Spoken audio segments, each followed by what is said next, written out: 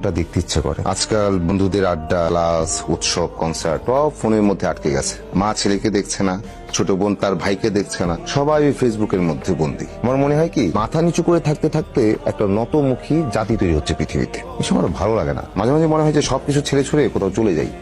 আপনি তো ছেলে মানুষ, চাইলেই বেরিয়ে পড়তে পারেন। তা হয়তো পারি, কিন্তু আয়োজন করতে করতেই তো জীবনটা কেটে যাচ্ছে। তাছাড়া পরিবারের প্রতি পিছুটান তো থাকেই। আমার কি মনে হয় জানেন, যুগে সিদ্ধার্থ জন্মালে গৃহতে গিয়ে কখনোই গৌতম বুদ্ধ হতে পারতেন না। দামি দামি ফোন আর নানা রকম ফিচারের মধ্যে ডুবে থাকতেন।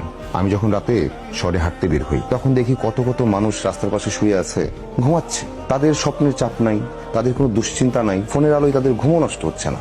আর এদিকে দেখেন, এত আলোর মধ্যে, এত চাকচিক্যের মধ্যে থেকেও অনেকে শান্তিতে নাই।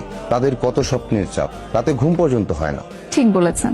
এই ফোন, যান্ত্রিক সভ্যতা, তথ্য প্রযুক্তির চরম উন্নতির যুগে মানুষগুলো কেমন যেন আবেগ অনুভূতিহীন হয়ে যাচ্ছে। ভিডিওটি ভালো লাগলে লাইক, কমেন্ট, শেয়ার করে চ্যানেলটি সাবস্ক্রাইব করুন। আর সেই সাথে এই ভিডিও সম্পর্কে আপনার মূল্যবান মতামত জানাতে ভুলবেন না। কিন্তু ধন্যবাদ।